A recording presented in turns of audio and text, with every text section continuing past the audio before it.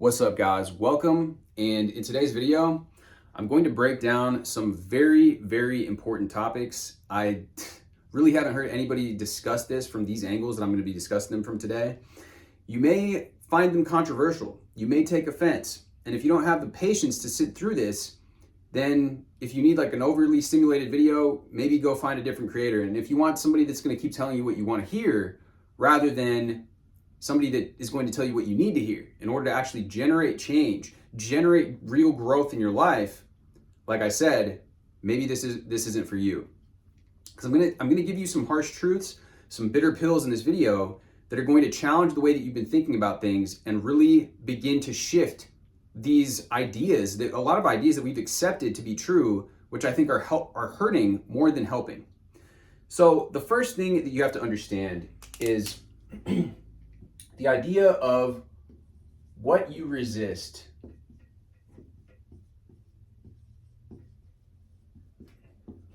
persists.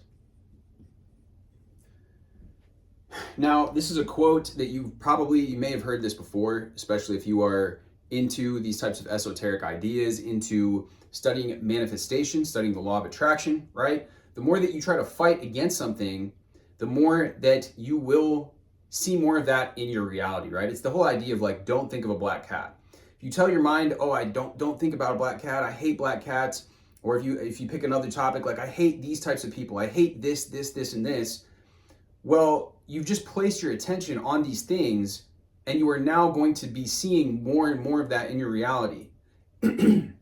Another famous thing that alludes to this is Neville Goddard's ladder technique, right? Also referred to as the knot technique, where he instructed his students to say, I will not climb a ladder, and invariably they would end up climbing ladders. They would find themselves in situations and they would climb ladders, right? Because they are dwelling on that in their consciousness. So when it comes to alleviating, see, we've all been programmed with certain ideas. We've all accepted certain things to be true about ourselves in relationship to our reality. And ironically, the more that we try to sometimes fight against something, like I just illustrated, the bigger that it becomes. So there's some interesting things that I'm going to touch on, and I'm going to illustrate some points. These are points that I have written in my book, and I'm going to share some of them with you right now. So in order to allow these emotions to pass through us, see, there's a difference between acceptance and allowing and dwelling in a negative emotional state. Now, acceptance and allowing is key because, again, what you resist persists. And when you try to resist these emotions, again, you will find that they are persistent. But when you say to yourself something like, it's okay to feel how I feel, it's not the end of the world, it's okay for me to feel this and I can still get what I want, or I'm experiencing this emotion right now, and just because I'm experiencing this doesn't mean X, Y, or Z, right? Doesn't mean I'm a bad person, doesn't mean I'm destined for failure, doesn't mean I'm not good enough, right? So when you begin to speak to yourself in this way, it begins to allow the emotions to pass through us, because that is really what we need. Now, you hear therapists and people in the mental health space using phrases like, your emotions are valid. And I would argue that this is counterproductive to the acceptance and allowing. On the surface, it looks like, okay, yeah, I'm saying that this is okay, but the energy behind a statement like this is justification. If you look up the definition of the word valid, it means justified under law, justified by rational reason. And if we know that our thoughts and our feelings are, inextricably linked, and really what happens is we have thoughts and we also have feelings, because the body and mind is really one thing. It's inextricably linked. And so what happens is we have this feedback loop going on here, right? The more that we entertain thoughts, now people talk about having intrusive thoughts, right?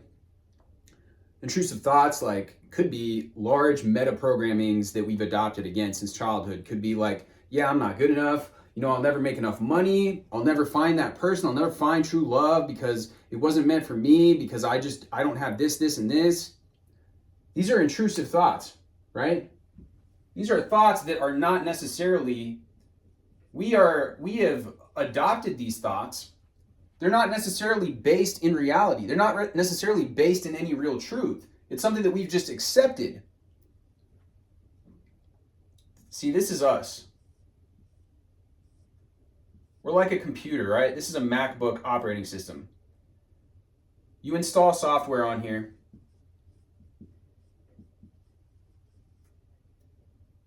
Goes on to the hardware, which is you.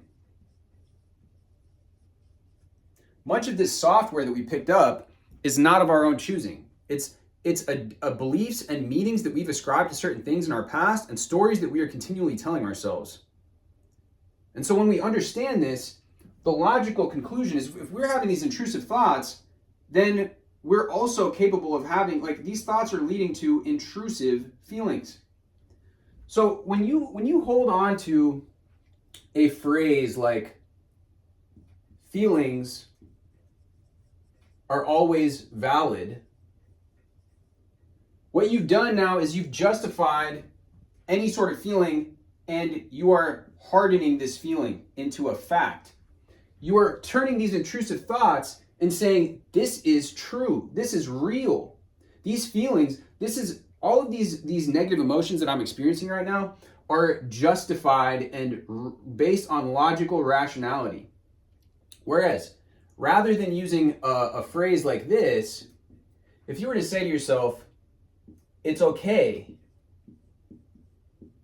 to feel how I'm feeling right now.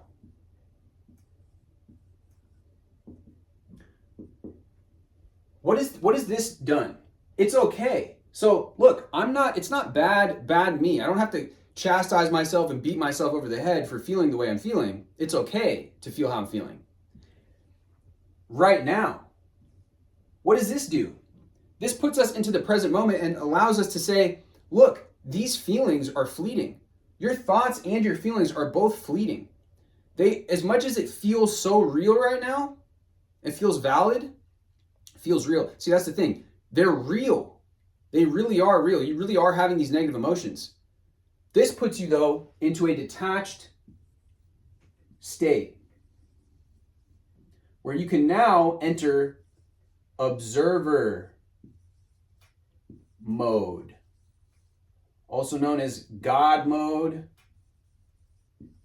Eckhart Tolle calls it the witnessing presence. Different spiritual teachers have different ideas for this, right? The state of neutrality, right? Because when you take a step back and you say, okay, look, I'm experiencing these emotions right now. And these are absolutely real emotions that I'm feeling.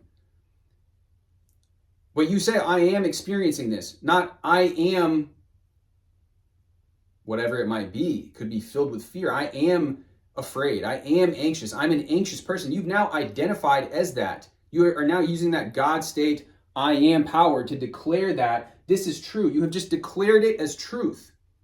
But when you say, I'm experiencing this right now, you've taken one step away from it, and now you are in that witnessing mode. Now you're in that observation mode. You are now practicing allowing and acceptance. And now it is something that you will allow to pass through you rather than clinging onto it. And it's all a matter of language that we're using. That's why language is so powerful. That's why I have a whole entire book about your self-talk and language patterns, and I'm referencing a specific chapter right now to illustrate this point. So you can tell yourself, it's okay for me to feel this and still get what I want.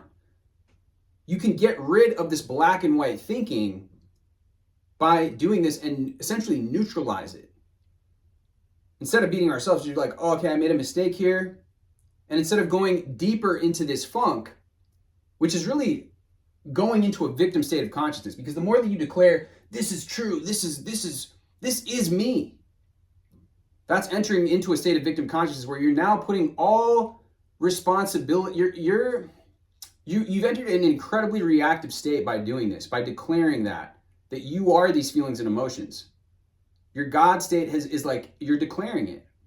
Instead, we allow them to be there and to pass through, and so we can transmute that into acceptance and therefore move past it, move through it, move beyond it. When you're struggling with doubts, you can, like, let's say for a bigger goal that you might have, right? You're struggling with that anxiety, that doubt. Even if I have doubts, I trust this can happen for me. Even though I might be uncertain of how it's going to happen, I can still get what I want. Even though I might be feeling this state of doubt and uncertainty and these crazy negative emotions right now, it doesn't mean that I can't still get what I want, right? I choose to trust myself. Even if it seems unlikely, I know that it's possible. These are ways and phrases that you can speak to yourself to quell that amygdala. Because what's going on when we declare this is true, these intrusive thoughts, these big bad wolf at the door right here, this is true. I'm going to be eaten by the big bad wolf. I'm going to be eaten. He's going to eat me for breakfast. What's going to happen? The more of what you declare to be true, the more of what you believe to be true tends to be true. Law of assumption, right? The more that you double down on this and say, this is true, this is valid for me. I know that's going to trigger a lot of you. You've been hearing these phrases so long that you think, oh, it's got to be healthy. It's got to be healthy for me emotionally and mentally. But the more that you double down on that, the more that you're creating that. And that's the thing, is I hear a lot of people using phrases like this and using it as a justification to go further and further and further down in this emotional scale into more shame, more guilt, more anxiety, more anger, more rage. And another thing about that too is when you do that, the more that you double down on those lower emotional states, this is what's called the drama triangle here, or really, the victim, you could call it the victim triangle. Essentially, you've got these three: the persecutor, the victim, and the savior. So the more that you double down and say, oh, this is true, I'm at the effect of these emotions, I'm at the victim, you double down into this. Well, now you need this state of consciousness necessitates this, or it necessitates this. And what you've done is you've abdicated all your power by saying, look, all of my emotions, they're not my responsibility. They're this person. This person is doing this to me. And if you study manifestation, you realize how absurd that this sounds. Because the more that you declare and cast all your blame outside of yourself, you're lacking all your power. You're lacking all your personal power. What is manifestation? What is the core tenets of manifestation? Is that you are at the core of your reality, right? So the decisions, the thoughts that you are entertaining is what is reflecting in your reality. The more that you blame outside of yourself, the more that you're going to see the more evidence you're going to gather for that. And the less and less power that you have. Every single time you refuse to take responsibility for your own emotions, you cast the blame on it's because Tommy did this. It's because my dad. It's because the government. It's because of this or that. Now the less and less power that you believe that you have. Now the other factor into this is the more that you need to be saved then. By saying, oh, I'm such a victim here that I need, I need this circumstance to be okay. I need this external 3D reality thing to be like this in order for me to feel okay, in order for me to feel good. So you can change this all around simply by the language that you are willing to use when you speak to yourself about these things. When you are in these emotional states, when you're in this volatile state of emotion, you acknowledge it because it is real and it is happening. But you don't justify it and double down on it and say, see, this is why I always feel like this. This is why I can never get what I want. Because the more that you do that, the more that you are spiraling like more and more down. That's why accepting and allowing is so powerful.